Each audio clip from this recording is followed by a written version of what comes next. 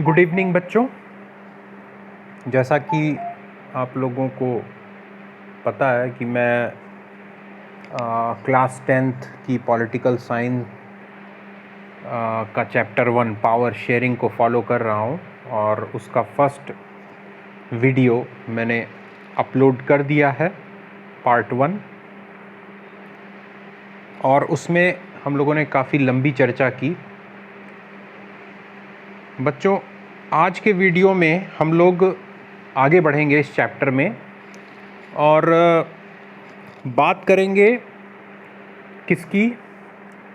Majoritarianism इन श्रीलंका। ठीक है बच्चों, ये जो मेजॉरिटेरियनिज्म इन श्रीलंका, इसका मतलब पहले समझ लो।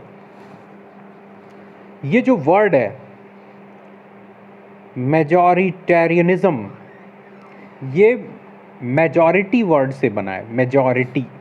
मेजॉरिटी का मतलब होता है बहुसंख्यक, यानी जिनकी संख्या ज़्यादा हो। जिनकी संख्या ज़्यादा हो यानी नंबर के हिसाब से, लोगों के हिसाब से, जनसंख्या के हिसाब से, पॉपुलेशन के हिसाब से जो लोग ज़्यादा हों तो उसको मेजॉरिटी बोलते हैं। और जो लोग कम होते हैं, जिनकी संख्या कम होती है, उनको हम माइनॉरिटी बोलते हैं। तो अब पहले वीडियो में हम लोगों ने पढ़ा कि जनसंख्या श्रीलंका में मेनली 2 एथनिक ग्रुप्स थे या हैं, एक सिन्हाला स्पीकिंग और एक तमिल स्पीकिंग। तो 74%, जैसा कि हमने पढ़ा, 74% जो लोग हैं वो सिन्हाला स्पीकिंग हैं और 18% तमिल स्पीकिंग है। तो मेजॉरिटी किसकी हो गई? सिन्हाला लोगों की। तो श्रीलंका में इस सिन्हाला स्पीकिंग लोगों ने, सिन्हाला भाषा बोलने वाले लोगों ने अपने वर्चस्व को स्थापित करने के लिए, अपने प्रभुत्व को, अपने डोमिनेंस को एस्टेब्लिश करने के लिए उन्होंने कुछ किया, कुछ कानून बनाए और उसकी वजह से सिन्हाला स्पीकिंग लोगों के जो अधिकार हैं वो बढ़ गए और तमिल स्पीकिंग लोग, जो तमिल बोलने वाले जो लोग हैं, उनके अधिकारों में कटौती कर दी गई। उनको दूसरे दर्जे का नागरिक समझा गया और इसके कारण श्रीलंका में बहुत कुछ हुआ। इसी को हम लोग आगे लाइन बाय लाइन डिस्कस करते हैं। Sri Lanka emerged as an independent country in 1948। Sri Lanka एक स्वतंत्र देश के रूप में 1948 में, 1948 में उभर के सामने आया। The leaders of the Sinhala community sought to secure dominance over government by virtue of their majority। और जो सिन्हाला समुदाय के जो लोग थे, सिन्हाला भाषा बोलने वाले जो नेता थे, लीडर थे, उन्होंने सरकार के ऊपर एक तरह का दबाव डाला और सरकार पर एक प्रेशर इम्पोज किया कि चूंकि हम मेजॉरिटी में हैं, यानी हमारी संख्या ज़्यादा है, इसलिए सरकार हमारे तरीके से काम करे, सिन्हाला लोगों के लिए काम करे और सिन्हाला लोगों की मर्जी चले। As a result the democratically elected government adopted a series of majoritarian measures to establish Sinhala supremacy. और परिणाम उसका ये हुआ कि श्रीलंका में एक लोकतांत्रिक तरीके से चुनी गई सरकार, यानी जिसको एक लोकतांत्रिक तरीके से बाकायदा लोगों ने जिस सरकार को चुना था, उस सरकार ने, मतलब एक लोकतांत्रिक सरकार ने एक एक करके बहुत सारे ऐसे उपाय किए जो कि बहुसंख्यकवाद को सपोर्ट करते थे और उसके कारण सिन्हाला लोगों की जो सुपरमेसी थी, प्रभुत्व था, उसको स्थापित करने की कोशिश की गई। कहने का मतलब ये कि सिन्हला लोगों को हर चीज़ में वरीयता दी गई, प्रायोरिटी दी गई, और इसके अलावा जो लोग थे, तो इसके अलावा जो लोग थे मतलब तमिल लोग थे, तमिलों को अनदेखा किया गया। In 1956, an act was passed to recognize Sinhala as the only official language, thus disregarding Tamil. और 1956 में एक कानून बनाया गया। उस कानून के तहत सिन्हला भाषा को एकमात्र सरकार की आधिकारिक भाषा का दर्जा दिया गया, कि सरकार की जो आधिकारिक भाषा है, पूरे देश की जो मेन भाषा है, वो सिन्हला रहेगी।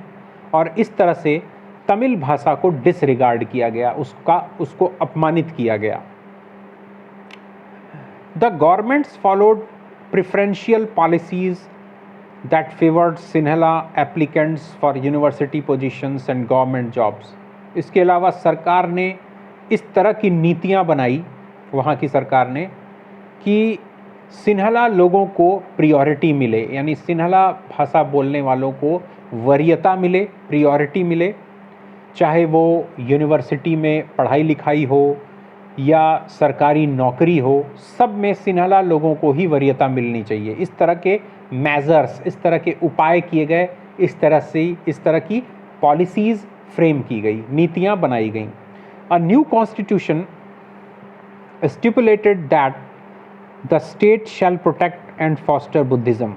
और एक नए संविधान, श्रीलंका में एक नया संविधान बनाया गया जिसमें इस तरीके से बातें लिखी गई या बनाई गई या निर्धारित की गई, प्रोविज़न किया गया कि जो सरकार है, यहाँ पर स्टेट का मतलब क्या है, सरकार जो है वो बौद्ध धर्म की सुरक्षा करेगी, संरक्षा करेगी और उसको बढ़ावा देगी।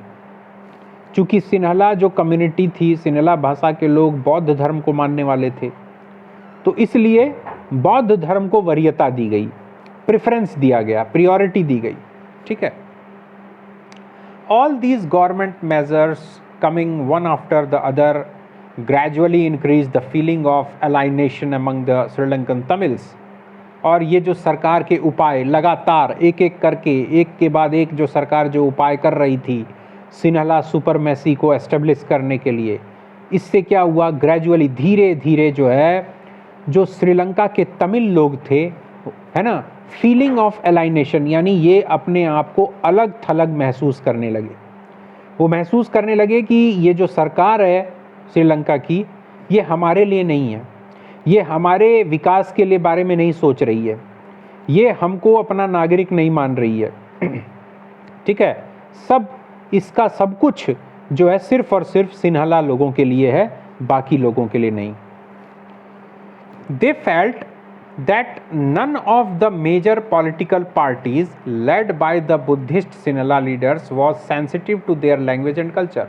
उन्होंने ये महसूस किया कि कोई भी राजनीतिक दल हो, श्रीलंका में कोई भी राजनीतिक दल हो, है ना, सिन्हला भाषा बोलने वालों का कोई भी राजनीतिक दल हो, है ना, जिसके नेता बौद्ध धर्म को मानने वाले हों, वो हमारी भाषा या हमारी संस्कृति के प्रति संवेदनशील नहीं है। यानी उनको हमारी भाषा यानी तमिल भाषा और तमिल संस्कृति की रत्ती मात्र भी चिंता नहीं है, न परवाह है। वो सिर्फ और सिर्फ सिन्हला कल्चर, बौद्ध धर्म, सिन्हला लैंग्वेज, सिर्फ इसी को मान रहे हैं, इसी को प्रायोरिटी दे रहे हैं, इसी को वरीयता दे रहे हैं।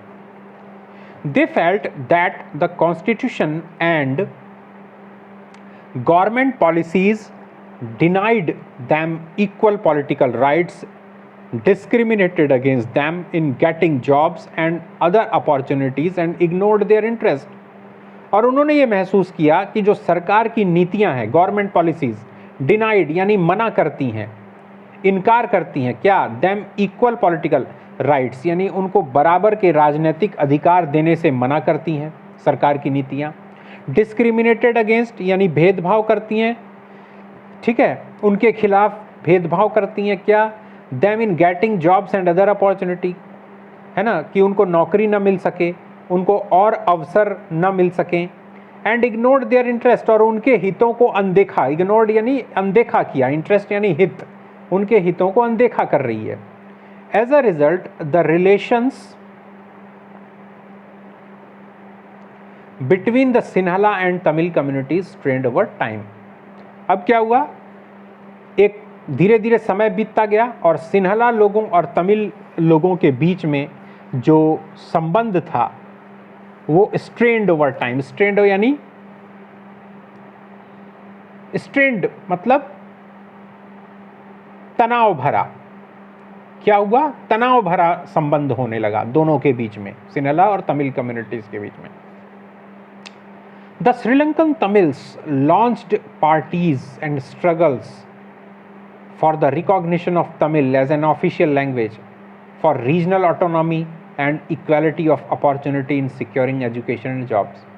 श्रीलंका के तमिलों ने अब क्या किया, उन लोगों ने अपने राजनीतिक दल बनाए, संघर्ष किया, क्यों किया, for the recognition of Tamil, ताकि तमिल को एक पहचान मिले, एक ऑफिशियल लैंग्वेज के तौर पे, एक आधिकारिक भाषा के तौर पे तमिल भाषा को एक पहचान मिले, उसको उसकी सही जगह मिले। फॉर रीजनल ऑटोनॉमी यानी क्षेत्रीय स्वायत्तता, रीजनल ऑटोनॉमी यानी क्षेत्रीय स्वायत्तता, यानी जिन इलाकों में तमिल लोगों की संख्या ज़्यादा है वहाँ पर तमिलों को ये अधिकार दिया जाए कि वो अपना शासन खुद चलाएं, अपनी सरकार वो खुद चलाएं, ठीक है। और इक्वलिटी ऑफ अपॉर्चुनिटी, अवसरों की समानता, चाहे नौकरी हो चाहे पढ़ाई लिखाई हो, उसमें सबको बराबर की मतलब बराबर का अवसर मिले, भेदभाव न किया जाए। But their demand for more autonomy to provinces populated by the Tamils was repeatedly denied. लेकिन जो उनकी डिमांड थी तमिलों की, उनकी जो मांग थी कि उन्हें ऑटोनॉमी दी जाए यानी उनको स्वायत्तता दी जाए जिन क्षेत्रों में तमिल लोग ज़्यादा हैं, ठीक है, तो बार बार जब भी तमिल लोग इस बात की डिमांड रखते सरकार से, श्रीलंका की गवर्नमेंट से, तो डिनाइड यानी उनको मना कर दिया जाता, इनकार कर देती, श्रीलंका की सरकार इनकार कर देती कि नहीं नहीं हम आपको कोई ऑटोनॉमी नहीं देंगे। By 1980s, several political organizations were formed demanding an independent Tamil Eelam in northern and eastern parts of Sri Lanka।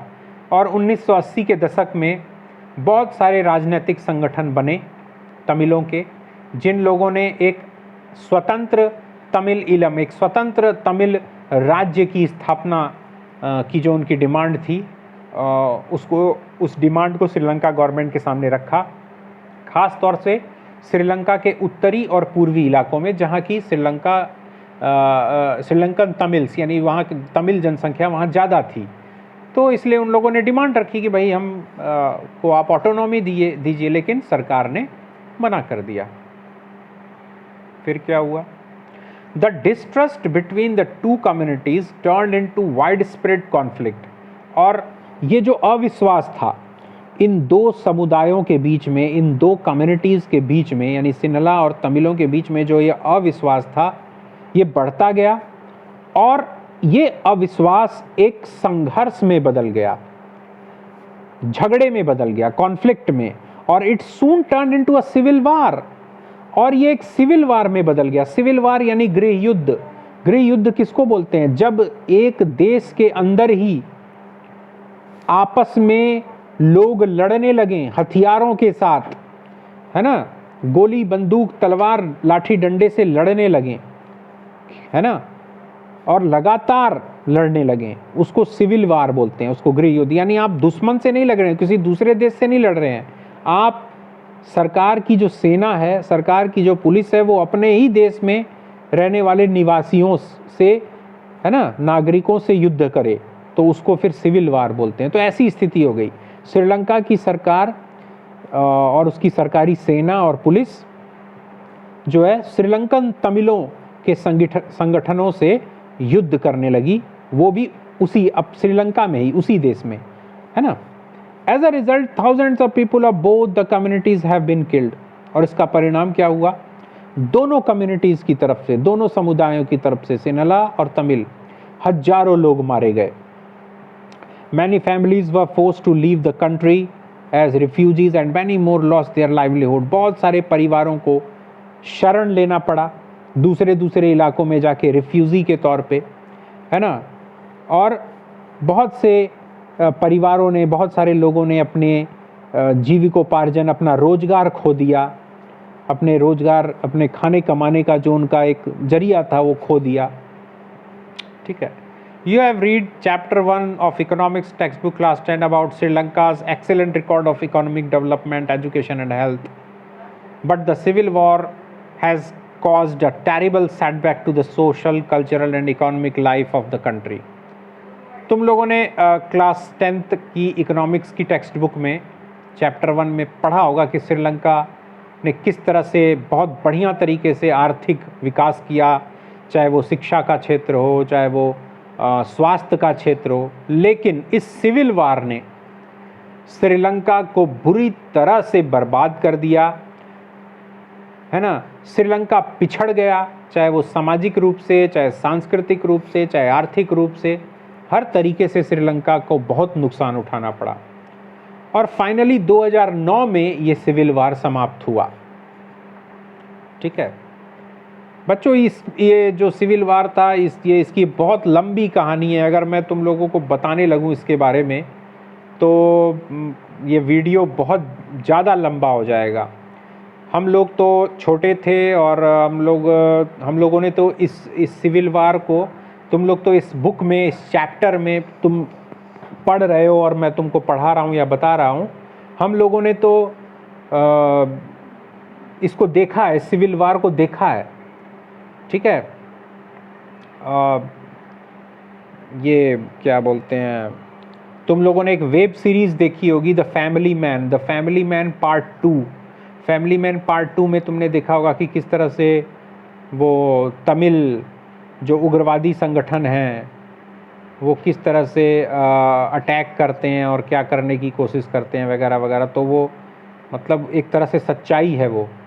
और इस तमिलों के साथ जो संघर्ष था, उसका प्रभाव श्रीलंका में जो ये सिविल वार था, उसका जो इन्फ्लुएंस है, उसका जो प्रभाव है भारत पर भी पड़ा बच्चों। और भारत के एक पूर्व प्रधानमंत्री को अपनी जान तक गंवानी पड़ी। हमारे जो पूर्व प्रधानमंत्री राजीव गांधी थे, 1991 में एक सुसाइड बॉम्ब अटैक में, है ना, एक सुसाइड बॉम्ब अटैक में उनका मर्डर कर दिया गया, उनकी हत्या कर दी गई थी 1991 में चेन्नई के पास श्री पेरम्बदूर नाम की जगह में। उसमें ये जो श्रीलंका के तमिल उग्रवादी संगठन था, LTTE, इसको लिट्टे कहा जाता था, LTTE liberation tigers of Tamil इलम, उसके उग्रवादियों ने आत्मघाती हमला किया था और उनकी हत्या कर दी थी।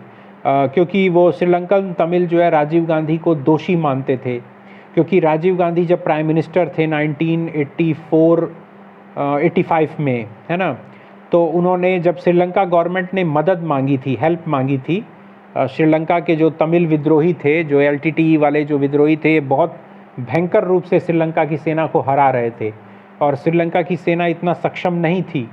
तो श्रीलंका ने भारत से मदद मांगी थी, तो भारत ने अपनी आर्मी भेजी थी, Indian peace keeping force, Bharat की शांति सेना वहाँ गई थी श्रीलंका में, और भारत की आर्मी ने काफ़ी नुकसान पहुँचाया था LTTE को, और LTTE को बहुत मजबूर कर दिया था पीछे हटने को।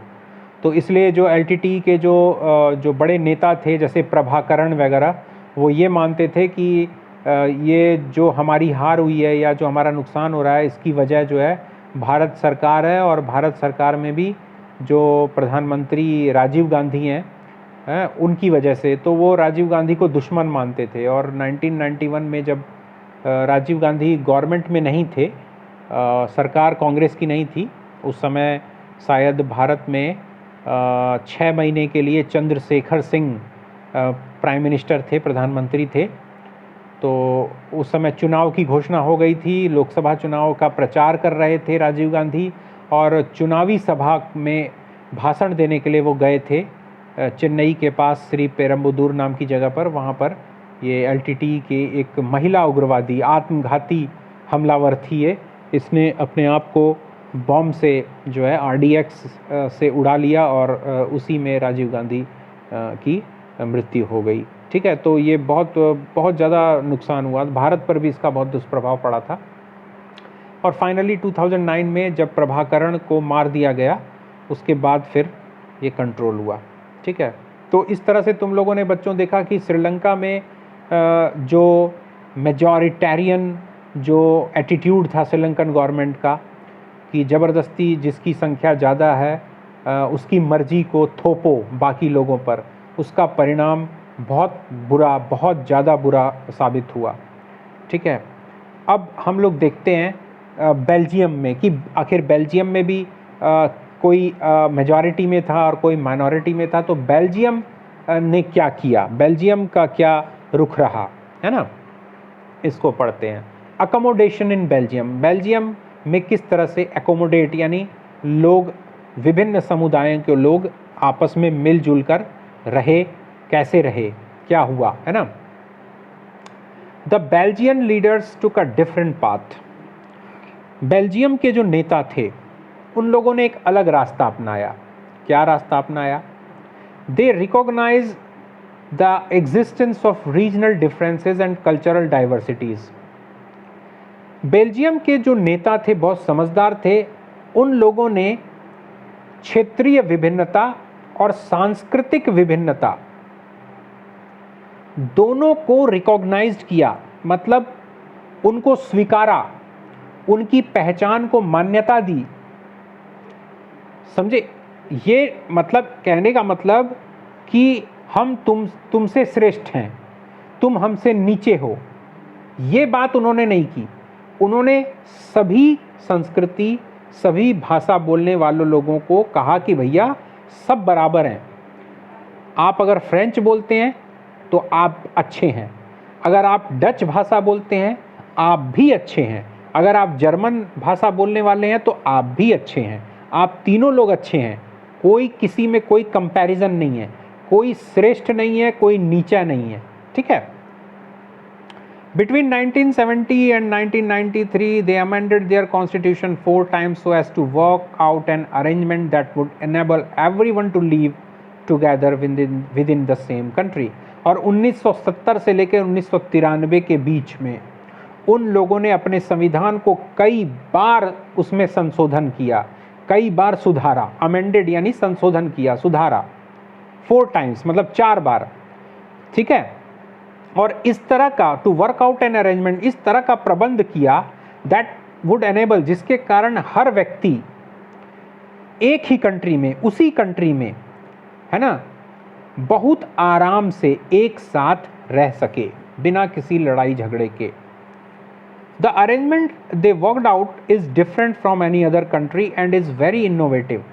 और ये जो अरेंजमेंट है, ये जो अरेंजमेंट वहाँ के नेताओं ने, वहाँ के संविधान ने किया, वो किसी भी देश से एकदम अलग है और एकदम इनोवेटिव है, एकदम नया है, एक नई शुरुआत, एक बोलेंगे कि मतलब ऐसा कभी हुआ नहीं था विश्व के इतिहास में, है ना, एक नया प्रयोग उन्होंने किया। Here are some of the elements of the Belgian model। अब ये बताया गया कि किस तरह से बेल्जियम की सरकार ने क्या क्या किया, कुछ पॉइंट्स हैं इसमें दिए हुए हैं। ठीक है। फर्स्ट पॉइंट है बच्चों, ये इंपॉर्टेंट है, इसमें 4-5 नंबर का क्वेश्चन आ जाता है, 3 नंबर का क्वेश्चन आ जाता है ये बेल्जियन मॉडल के बारे में कि बेल्जियम की सरकार ने किस तरह से नियम कानून बनाए। ठीक है, तो इस पर ये इंपॉर्टेंट है, इसको ध्यान से सुनना। ठीक है। Constitution prescribes that the number of Dutch and French speaking ministers shall be equal in the central government. Constitution ने ये प्रिस्क्राइब किया, वहाँ के संविधान ने ये कहा कि डच बोलने वाले और फ्रेंच बोलने वाले दोनों ही मंत्री इक्वल यानी एक बराबर संख्या में होंगे। कहाँ होंगे? सेंट्रल गवर्नमेंट में। जो देश की केंद्र सरकार होगी, जो सबसे बड़ी सरकार होगी, उसमें दोनों भाषा बोलने वाले मंत्री बराबर बराबर होंगे। अगर 4 डच स्पीकिंग है तो 4 फ्रेंच स्पीकिंग होंगे। ठीक है। Some special laws require the support of majority of members from each linguistic groups. कुछ विशेष कानून बनाए गए ताकि रिक्वायर है ना, सम स्पेशल, कुछ विशेष कानूनों की आवश्यकता हुई ताकि हर भाषा बोलने वाले, है ना, हर भाषा बोलने वाले समूह को के जो मेंबर हों, जो सदस्य हों, वो मेजॉरिटी में हों। मतलब कोई भी कम न रहे, कोई भी कम न पड़े किसी से। कहने का मतलब ये है कि कुछ इस तरह के कानून की आवश्यकता हुई कि मतलब कोई भी भाषा बोलने वाले जो मेंबर हैं सरकार में, वो कम न पड़े, उनकी मेजॉरिटी बनी रहे। Thus no single community can make decision unilaterally। तो इससे क्या होगा, इससे क्या होगा कि कोई एक, अगर मान लो कि फ्रेंच वाले ज़्यादा हो गए सरकार में और डच वाले कम हो गए, तो क्या होगा, फ्रेंच वाले अपने मनमाना डिसीजन ले लेंगे, अकेले से कोई निर्णय ले लेंगे, क्योंकि भाई संख्या में वो ज़्यादा है, वोटिंग होगी तो भी वो जीत जाएंगे। तो इस तरह के विशेष कानून बनाए गए कि भैया सब लोग मेजॉरिटी में रहें, है ना। इसके लिए उन्होंने विशेष कानून बनाए ताकि कोई एक सिंगल कम्युनिटी जो है अकेले निर्णय न ले पाए, है ना, कैन मेक डिसीजन यूनिलेटरली, यानी अकेले अपने दम पर निर्णय नहीं ले पाए। निर्णय अगर लेना हो, कोई डिसीजन लेना हो, कोई कानून बनाना हो, तो उसमें सबकी आवश्यकता पड़े। सेकंड क्या है, many powers of the central government have been given to state governments of the 2 regions of the country. बहुत सारी केंद्र सरकार की बहुत सारी शक्तियों को जो दो रीजन थे बेल्जियम में, जो 2 क्षेत्र थे, एक वालोनिया रीजन और एक फ्लेमिश रीजन, तो दोनों में सरकारें थी, स्टेट गवर्नमेंट थी। तो दोनों स्टेट गवर्नमेंट को सेंट्रल गवर्नमेंट ने पावर दे दिए। सेंट्रल गवर्नमेंट ने दोनों स्टेट गवर्नमेंट को पावर्स दे दिए, शक्तियां दे दी। The state governments are not subordinate to the central government. और सबसे बड़ी बात ये कि जो स्टेट गवर्नमेंट थी वो सेंट्रल गवर्नमेंट के अधीन, उसके नीचे काम करने वाली सरकारें नहीं हैं। स्टेट गवर्नमेंट अपने स्वतंत्र फैसले ले सकती है, सेंट्रल गवर्नमेंट के अनुमति की आवश्यकता उनको नहीं है। मतलब वो उनकी अधीनस्थ सरकार नहीं है।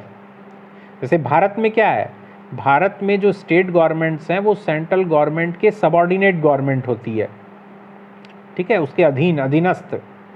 लेकिन यहाँ बेल्जियम में क्या है, सेंट्रल गवर्नमेंट पूरे देश की सरकार है, बहुत अच्छी बात है, लेकिन सेंट्रल गवर्नमेंट ने अपनी शक्तियाँ जो हैं, बहुत सारी शक्तियाँ राज्य सरकारों को दी है वहाँ बेल्जियम में, और राज्य सरकारें स्वतंत्र रूप से फैसला ले सकती हैं, सेंट्रल गवर्नमेंट के अंडर उसको रहने की ज़रूरत नहीं है, ठीक है।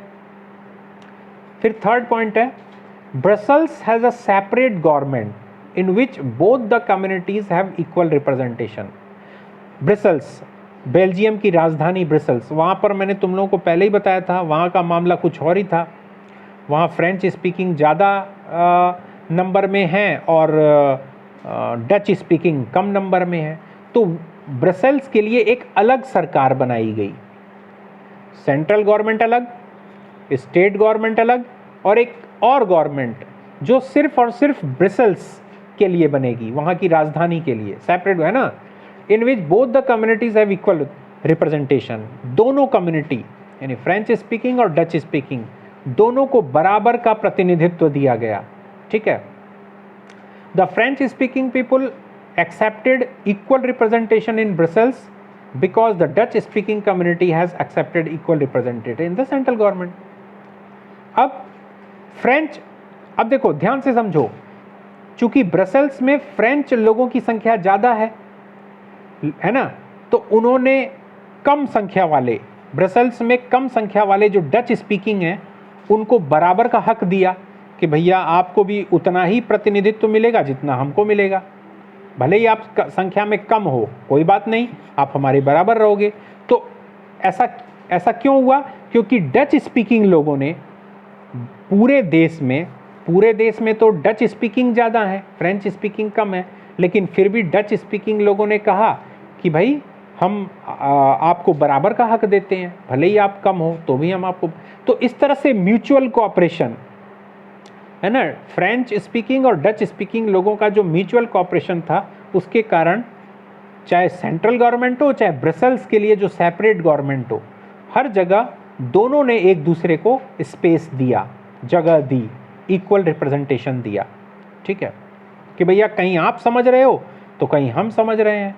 ठीक है, अब आगे बढ़ते हैं। नेक्स्ट है, apart from the central and the state government there is a third kind of government. अब ये सेंट्रल गवर्नमेंट हो गई, स्टेट गवर्नमेंट हो गई, ब्रसेल्स के लिए, वहाँ की राजधानी के लिए एक अलग सेपरेट गवर्नमेंट हो गई। इसके अलावा एक और सरकार बनाई गई बेल्जियम में। ठीक है, थर्ड काइंड ऑफ गवर्नमेंट, और this community government is elected by people belonging to one language community, Dutch, French and German speaking, no matter where they live. इस गवर्नमेंट का नाम पड़ा कम्युनिटी गवर्नमेंट। इस गवर्नमेंट का क्या नाम पड़ा? Community government. और इस गवर्नमेंट को इलेक्ट किया किसने? भाषा belonging to one people belonging to one language community, Dutch, French and German speaking. यानी चाहे डच हो, डच भाषा बोलने वाला हो, फ्रेंच भाषा बोलने वाला हो, जर्मन भाषा बोलने वाला हो, इन तीनों लोगों ने मिल करके, चाहे वो कहीं भी रहें, देश के किसी भी हिस्से में रहें, इन तीनों लोग ने मिल करके इस सरकार को बनाया, इस कम्युनिटी गवर्नमेंट को बनाया, है ना। और अब ये इस सरकार का काम क्या था? ये सरकार क्यों बनाई इन लोगों ने? This government has the power regarding cultural, educational and language related issues. इस सरकार को जो शक्तियां दी गई, जो ताकत दी गई है ना, वो क्या थी? सांस्कृतिक, शैक्षिक और भाषा से जुड़े मुद्दों पर कानून बनाना या उन पर काम करना। मतलब इस सरकार का बाकी कोई एडमिनिस्ट्रेशन से कोई लेना देना नहीं था। इस सरकार का काम क्या था कि कोई सांस्कृतिक कोई मामला हो, संस्कृति से जुड़ा कोई मामला हो, शिक्षा से जुड़ा हुआ, एजुकेशन से जुड़ा कोई मामला हो, भाषा से कोई जुड़ा मामला हो, उसको देखना, समझना, उस पर नीति बनाना, कानून बनाना। ठीक है। You might find the Belgian model very complicated. अब तुमको लगेगा ये पढ़ने के बाद, समझने के बाद कि अरे यार ये जो बेल्जियन मॉडल है ये काफ़ी कॉम्प्लिकेटेड है, काफ़ी जटिल है ना, पता नहीं क्या क्या कैसे, वो सरकार है तो ये सरकार है तो ऐसे तो वैसे तो ये, है ना, अजीब सा मतलब लग रहा है, बड़ा जटिल टाइप का, कॉम्प्लेक्स, बड़ा कठिन, है ना। It Indies is very complicated, और ये है भी, ये कॉम्प्लिकेटेड है भी, even for people living in Belgium. जो बेल्जियम में लोग रहते हैं उनके लिए भी ये काफ़ी कॉम्प्लिकेटेड है, काफ़ी जटिल है। But these arrangements have worked well so far. लेकिन इन प्रबंधों ने, इस व्यवस्था ने बहुत अच्छा काम किया, और इतना अच्छा काम किया कि आज तक बेल्जियम में किसी तरह की कोई लड़ाई झगड़ा आपस में नहीं हुआ, किसी तरह का विवाद नहीं हुआ। हर तरह के भाषा बोलने वाले लोग वहाँ बड़े प्रेम से रहते हैं। ठीक है। They help to avoid civic strife between the two major communities and a possible division of the country on linguistic line. और इसकी वजह से क्या सहायता मिली, है ना, टू अवॉइड सिविक स्ट्राइफ, जो नागरिकों के बीच में जो संघर्ष, स्ट्राइफ यानी संघर्ष, सिविक यानी नागरिक, है ना, नागरिकों के बीच में जो संघर्ष था उसको अवॉइड हुआ, वो, है ना, वो नहीं हो पाया। ठीक है। खास तौर से जो दो मेजर कम्युनिटीज़ थी, फ्रेंच स्पीकिंग और डच स्पीकिंग, और जो भाषा के आधार पर देश का बंटवारा होने वाला था, भाषा के आधार पर देश का जो बंटवारा होने वाला था वो भी नहीं हो पाया।